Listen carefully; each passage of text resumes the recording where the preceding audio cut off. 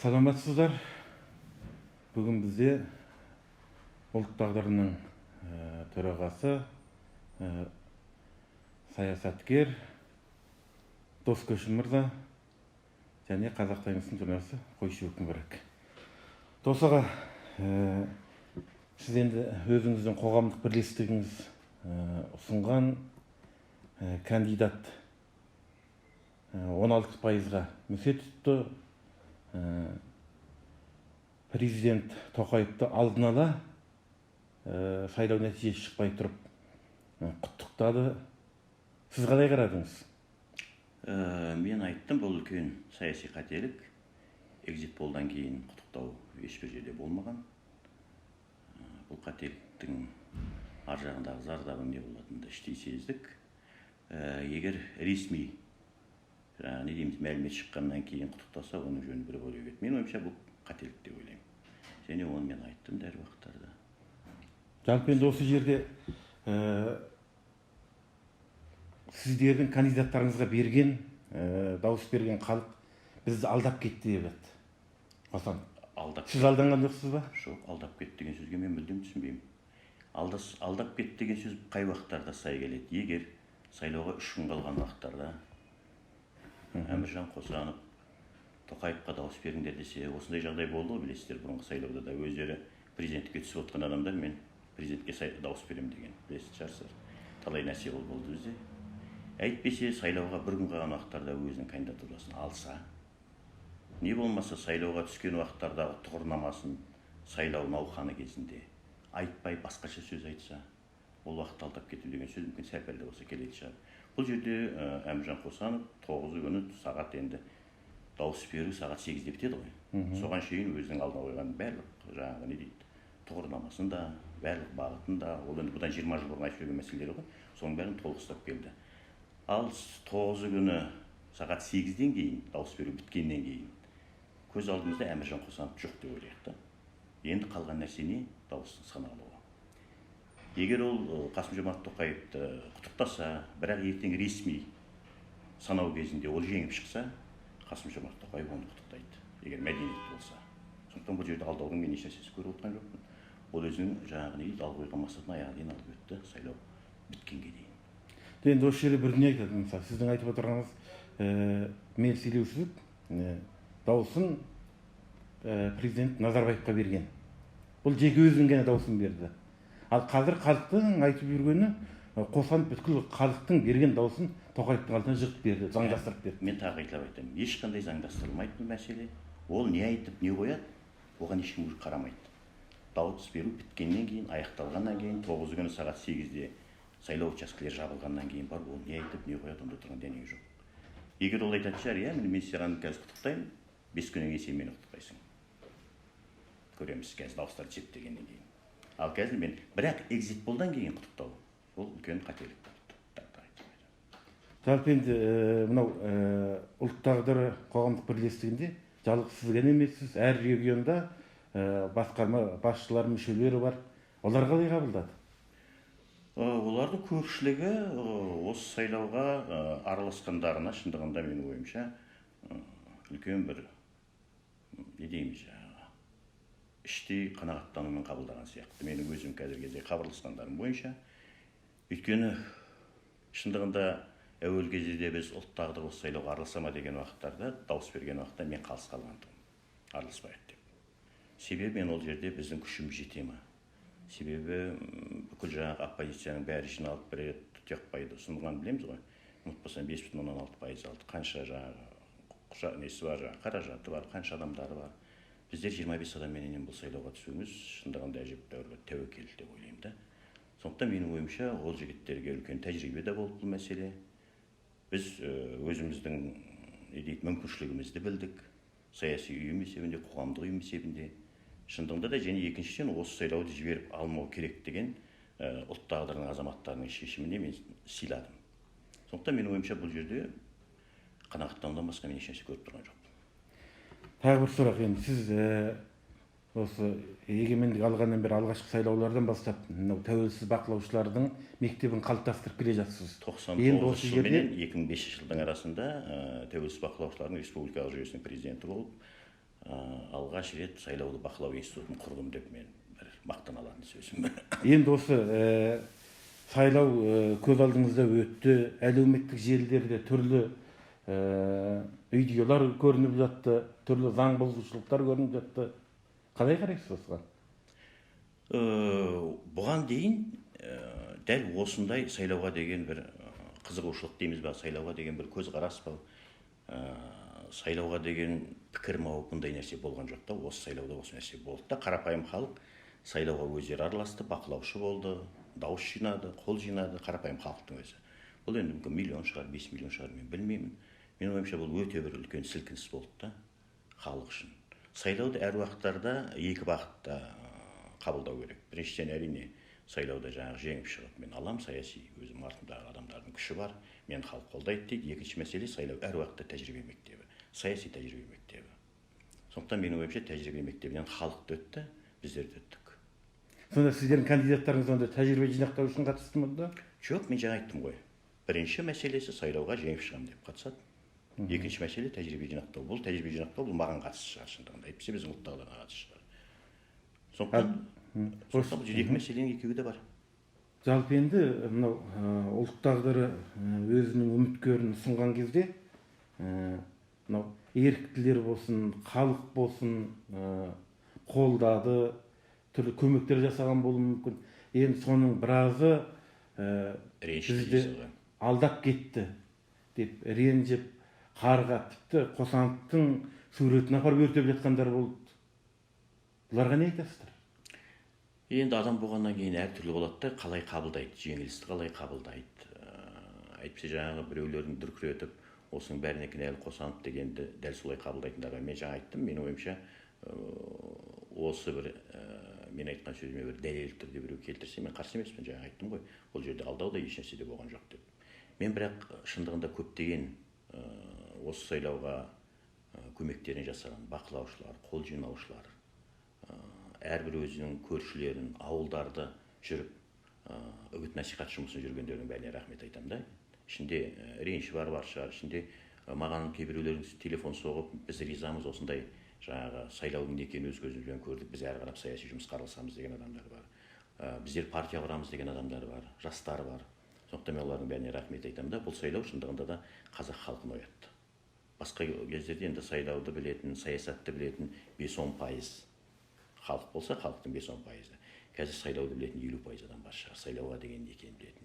Мен естіп жатырмын, бақылаушылар институтын орнатамыз, бақылаушыларды оқытатын, жаңағы тұрақты түрде осындай топтар құрамыз дегендер бар екен.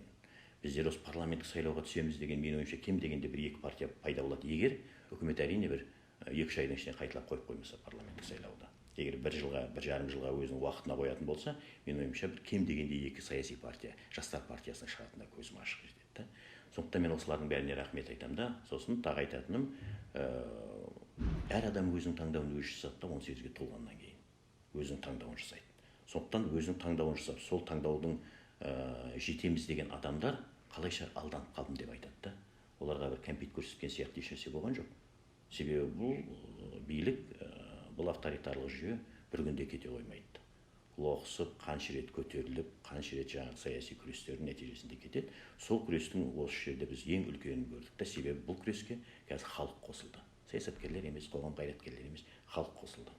Сондықтан мен тағы да Қосановқа дауыс бергендердің бәріне рахмет айтамын. Иә, ол дауыстың 60% ба, 70% ба жеп қойған шығар, ол сайлау комиссиясы, ол билік жеген. Және оны бәрі көріп отырды. Жаңа өзіңіз айттыңыз ғой, Фейсбуктан ба басқадан бәрі көріп отырды, қалай өткен сайлаудың. Сондықтан соларды қарсы айту керек. Соларға жаңа не дейді, реніштерін айту керек. Демек, бұл биліктің қандай билік екеніне бұрын ұйықтап жүрген қазақтың көпшілігі көздері жетті, тағы да оянды. Осы жерде дәңіректе 9-ына дейін Қосановтың ешқандай жолдан таймай келді дедіңіз ғой. Иә. Ал 9-нан кейінгі алдын ала құттықтап жіберуі, жәңіректегі осы сайлауға деп барынша атсалысқан жұрттың мәселесін қайтарып тастаған жоқ па? Мәселесін қайтарған шығар. Себебі Порошенко да Зеленскийді құттықтады, білесіз. Хиллари Клинтон Трампты құттықтады. Бұл тұрақты түрдегі құттықтағысы келмесе де, бұны саяси мәдениеттілік дейді да, барлық жерде бар. Енді бір 10-20 жылдан кейін Қазақстанда әділ сайлау болған уақыттарда, әйтпесе Қазақстандағы сайлау не дейміз, билік жүйесі өзгерген уақытта бірімізді міндетті түрде құттықтаймыз. Бұл мен саған жау емеспін деген нәрсе, біз бәсекелеспіз. Жау болса қол мақтан талып шығады еді. Сайлауға түстік пе, біз жау емеспіз, біз бәсекелеспіз, біз таласып жатқан топпыз. Сондықтан бұл құттықтауды менің ойымша көптеген адамдар дұрыс түсінген жоқ. Жеңілгенін мойындау деп ойлайды да, мен жеңілгенін мойындау емес. Міне сендердің бергендерің деген мысқыл шығар мүмкін. Әңгіме мен тағы да айтамын, экзитполдан кейін құттықтағаны бұл үлкен қателік болды. Әміржанның. Экзитполдан кейін құттықтамау керек еді. Ресми, жаңағы не дейміз, нәтиже шыққан уақытта құттықтаса, онда тұрған мен өзімше денеңде жоқ. Енді осы тағы бір не, сайлау әділ өтті ма? Жоқ, сайлау әділетсіз өтті. Оны мен келгеннен кейін 10 күні сағат 12-де алдын ала нәтиже шықты, білесіздер. Сосын бар, мен сол күні кешке жақын қайтып келдім да 11 күні мен сайлау әділетсіз өтті деп өзімнің не дейді мәлімдемемді жасадым. Саясаткер есебінде тағы да айтып қояйын. Мен штабтың бастығы емеспін. Мен жеке саясаткер есебінде және осы сайлау мәселесіне араласып жүрген азамат есебінде. Осы сайлауда Қазақстандағы барлық қалалар мен облыстарда бақылаушыларды оқытқан адам есебінде сол уақыттарда маған келіп түсіп жатқан мәліметтерге қарағанда мен енді Facebook анау қарамайтын адаммын, оны көп адам біле қоймайтын да шығар. Бірақ телефонмен басқамен айтып жатқан уақытта сайлаудың ең әділетсіз өткен сайлауды осы жерде көрдік та. Ең қызығы ұлт тағдырының бақылаушыларын дауысты есептеудің алдында көптеген облыста кәдімгідей күшпенен шығарып жүрген. Бұндай жағдай еш уақытта болған жоқ. Енді осы туралы ресми бір мәлімдеме жасамадыңыздар онда? Оның бәрі штабтың міндеті. Оның бәрі жаңағы соны сайлауды науқан жүргізіп отырған топтың міндеті. Мен оларға айттым, міндетті түрде жасау керек. Әр облысқа айттық, әр облыстар жасады шамалары келгенше. Ал бүкіл жаңағы сайлауға беретін бағаны бұны міндетті түрде жаңағы сайлау алды, сайлауды басқарған, осылардың бәрін басқарған штаб береді. Бұған біздің мысалы өзімнің қатысым жоқ. Тағы да қайталап айтамын, мен бақылаушыларды дайындауды өзім міндетім алдым. Және оны атқарып шықтым 31 күн бойы үйге қонбай жүріп. Жарайды, енді сайлау өтті. Енді алдағы жоспарларыңыз не? Партия құрасыздар ма? Мысалы, сіздерде бөлек партия құрғалы жатыр. Оны жалпы жиналыс шешеді. Осының алдында Қазақстанда бір 2 рет ұлттық бағыттағы партия құру болды. Біріншісі 1991 жылы Совет Қазақ Қытай бастаған республикалық партия. Бұл азаттық ішінен біз жасанды түрде жасадық. Себебі парламентке тек партия келетін біз 91 жылы сездік. Ол партия біраз өмір сүрді, тіркелді, одан кейін барып тоқталды жұмысы. Екінші, осыдан 10 шақты жыл бұрын Халық ұру деген партияны Мұхтар Шаханов бастап құрды. Оның ішінде де көптеген жаңағы қолдарын жинаған, араласқан, құжаттарын жасаған ұлт тағдыры болды. Мен жарық туралы баяндама жасадым құрылтайда, қысқасы. Сондықтан, егер біздің жалпы жиналысымыз осы мәселені құрамыз ба деген шешімге келетін болса, әрине құрамыз. Егер партия құрсаңыздар, онда лисовсы кім болады? Кеше кандидаттарыңыз... Бұлайда мен осы мәселені жек көретін адаммын да. Баяғыда 94 жыл Америкаға барған уақытта демократиялық партияның төрағасын іздедім мен. Соны іздеп едім, таба алмадым, бір ай жүріп. Сонымен бір уақытта Нью-Йоркке келген уақытта әйтеуір біреу тауып берді. Нью-Йорктың демократиялық партиясының бастығы. Портфелін құшақтап бір домаланған бір адам келді, ешкім танымайды ау деймін. Нью-Йорктың партиясының бастығы демократиялық. Сосын мен айтмын, сізді ешкім танымайды. Сіз зорға деп тауып алдық. Сен айтады, мен партияның басшысымын дейді, мен ұйымдастырушымын, мен чиновникпін. Ал біз саясатқа жаңағы не дейді, сайлауға келген уақыттарда белгілі бір саяси мәселе кезінде өзіміздің ішімізден жарысамыз, жаңағы не дейміз, бірімізбен біріміз пікірлесеміз, сөйтіп өзіміздің ішімізден біреуді алға қоямыз. Ол кім екенін бізге әзір білмейміз. Билл Клинтон бола ма, жоқ әлде басқа бола ма, Обама бола ма, біз әзір білмейміз дейді. Сол сияқты партияның жеке бір адамға байланып қалғаны, бұл баяғы Совет үкіметінен қалған мәселе да. Есіңде ме, бізде Терещенконың партиясы, Перуашевтың партиясы, кезінде Қажыгелдінің партиясы деген сөз. Ол мүлдем дұрыс емес нәрсе. Саяси жүйе олай құрылмайды. Саяси жүйе бағдарламаға байланысты құрылады. Осының қандай бағыты бар, осы топтың. Сондықтан жеке адамды мен еш уақыттарда не дейді, көсемдік деңгейдегі мәселені өз басым қабылдамаймын. Және осы уақытқа дейін қабылдаған жоқ. Демек, осы партияның ішіндегі адамдар жиналады, әрине сол мүшелердің біреуін өзіміз жаңағы не дейміз, тағайындаймыз. Егер жаңағы сайлауға түсетін болса, бұл жерде негізінен сайлауға түсетін болған уақыттарда ғана көсем дайындалады. Ал басқа кездерде ұйым ғана болады. Ұйымның аты аталады әр уақытта. Біз осыған әлі үйренбеген сияқтымыз. енді дегенмен бір сұрақ болады ғой осы жерде, сол сайлауға түсетін уақытта көсем кім болады? Мысалы, демек сіздің айтуыңыз бойынша сіз болуыңыз мүмкін, Қосанов болуы мүмкін, болмаса тағы біреу болуы мүмкін. Былайда мен болуым толық мүмкін емес, себебі сол өткен жолғы жиналыста мен бәріне мынандай ұсыныс жасадым. Ұсыныспен мен тапсырма бере алмаймын. Егер бәрі қол көтерсе, соларды көтеді. Мен айттым, 60-тан асқан адамдардың бәрі ұлт тағдырынан біз кетеміз. Өйткені жастар келу керек, өмір өзгерді. Біз баяғы ұлт тағдырының енді тең жартысы облыстағы басшылар, бұлар азат қозғалыстан келе жатқандар, зейнеткерлер. Бұлар 90-шы жылы күреске шыққан, тәуелсіздік үшін күрескен адамдар да бұлардың бәрі. Сондықтан қазіргі кездердегі заман мүмкін біз үшін кей жағына келген уақытта біздің біліміміз, басқаларымыз жетістік көрмейтін шығар. Екіншіден өзіміздің жасымыз келгенде біз де мойындауымыз керек, келесі ұрпақ келу керек, келесі саяси топ келу керек та. Бірақ бағыт қалады, ұлттық демократиялық бағыт ол міндетті түрде қалады деп ойлаймын. Бізде заңды оппозиция партия ретінде Ақиқат партиясы бар. Сіздер егер партия құрсаңыздар, солармен бақталас болмайсыздар мұнда? Бақталас болмайды, бірақ бәсекелес болады, егер сайлауға түсетін болса. Ол міндетті түрде. Керек десеңіздер, мысалы, Украинада мысалы 30-ға жуық партия сайлауға түседі ғой. Сонда ойлап отырсаң, 30 бірімен бірі бәрі де бәсекелес. Бірақ бұл жерде де саяси ойын болады кейде. Сол бәсекелестер белгілі бір деңгейде бірігеді. Не сайлауда өтіп, парламентке барған уақытта бірігеді, білесіздер. Белгілі бір топ құрады, үкіметті алу үшін, әйтпесе жаңағы министрлердің орнын көбірек алу үшін, әйтпесе сайлаудың үстінде бірігуі мүмкін. Сондықтан бұлардың бәрі бәсекелес деп ойлау керек. Осы сайлауда түскен тағы да 3 партия болды ғой. Мен соларға тікелей эфирде рахмет айттым, Ақжолға. Сендерге мен үлкен рахмет айтам дедім да, себебі сендер Назарбаевтың жолымен жүрмейміз, Тоқаевты қолдамаймыз деп өздеріңіз президентке адам түсіріп отырсыздар. Сіздерге сол үшін үлкен рахмет деп. Дәл сол сияқты коммунистік партияда біз бұл жүйеге қарсымыз, біз Тоқаевты қолдамаймыз деп өздерінің жеке адамдарды түсіріп жатыр. Сондықтан онда тұрған дәнегі жоқ. Мынандай бір не болмай ма? Бәсекелестіктің ар жағында бүгін халықтың көбі Қосанов сайлауға түсіп, Тоқаевтың заңды президент болуын заңдастырып берді деген сықылды. Ертең сіздердің партияларыңызда жәңіректегі парламент сайлауында соны заңдастырып беріп, Ақиқаттың алдын кесіп кетпей ма? Менің ойымша осының алдында жалпы ұлттық социал-демократиялық партияда түсті сайлауға. Олар да сонда заңдастырып берді ме? Нұр Отанның жеңіп шыққан сол уақытта. Әйтпесе Серікболсын Әбділдин де түсті, Тұяқбай да түсті. Солар президентті заңдастырып берген жоқ шығар. Олар өздерінің шамалары келгенше жұмыс істеді, сайлауға түсті. Ұмытпасам, 5,6% алды Тұяқбай. Барлық күштер жиналды деп. Сол уақытта ешкім айтқан жоқ болды, заңдастырып бердіңдер деп. Сіздің сұрағыңыз соларға қойылу керек сияқты, менің ойымша біріншіден. Енді бұл жерде ол кездегі сайлау мен бұл сайлаудың бақыты екі басқа болды. Ол кезде сайлауға қарағанда бүгінгі халық шындығында мысалы біз 16% заңды 16% деп отырмыз. Бізге бергені. Әділетті емес бергені дейсің. Ал әділетті түрде одан көп екенін өзіңіз де білесіз. Дәл сол сияқты. Сол берген дауыстардың барлығы мысалы Қосановқа берілген дауыс па, әлде мынау бүгінгі билік жүйесіне қарсы берілген дауыс па? Мен тағы да айтамын, Қосановтың 9 күні сағат 8-ден кейін Қосанов жоқ деп ойлаңдаршы. Оған дейін өзі ұстап келгеніне рахмет деңдер. Қанша қысым болса да, басқа болса да өзінің айтқанынан танған жоқ. Осы жүйені өзгертем деп алғаш рет тұғырнамада жазған сол.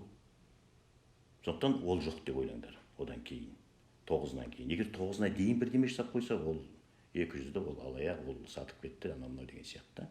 Жаңа айтқандай да, сайлау әділетсіз өтті. Ал кім айтады? Мен сол уақытта айттым ғой, сайлауды бақыладым деп. Тұяқбай түскенде де сайлау әділетсіз өтті. Серікболсын Әбділдин түскенде де сайлау әділетсіз өтті. Әділетті өткен сайлау жоқ Қазақстанда. 91 жылдан бастап. Мен өзім сайлауға түсіп та көрдім, сайлауды 6 жыл бақылаған адаммын. Сондықтан сайлау әділетсіз өтті. Бұл сайлауда, ол сайлауда. Бірақ бұл сайлауда одан да көрілген, не дейді жаңағы, бізге деген енді негізден ұлттық, халық, қазақтық бағыт басым болды бұл жерде. Сондықтан бұл ұлтшылдарға деген қысым, оппозицияға деген қысымнан 100 есе күшті болды. Мен осыны көрдім. Соңғы кездер мынау Қосановпен қатар Қосановтың жақтастарында саяси өлік деп атап жүргендер бар. Оларға не айтасыз? Ауыз өзінікі деп айтам, біріншіден сосын менің әр уақытта айтатыным бар ғой, ит үрет керуен көшеді деп. Қосановтың жақтастары дегенде кім дейміз? Қосанов оппозиция. Оппозициядан кел, және оппозициядан деп айтады өзін. Біз әр уақытта айтамыз, біз оппозиция емеспіз. Мен оны ашық айтамын. Біз ұлтшылдармыз. Мүмкін ұлтшыл демократ деген сөз бізге келетін шығар. Сондықтан Қосановтың жақтастары бұл Емрат Папи, Жақпай, Балташ Тұрсынбай, Рысбектер ғой. Баяғыдан келе жатқан оппозициялық топ. Қосанов солардың ішінен шықты ма? Жақсы, рахмет Дос аға, бізбен кеп ой бөліскеніңізге. Сау болыңыздар.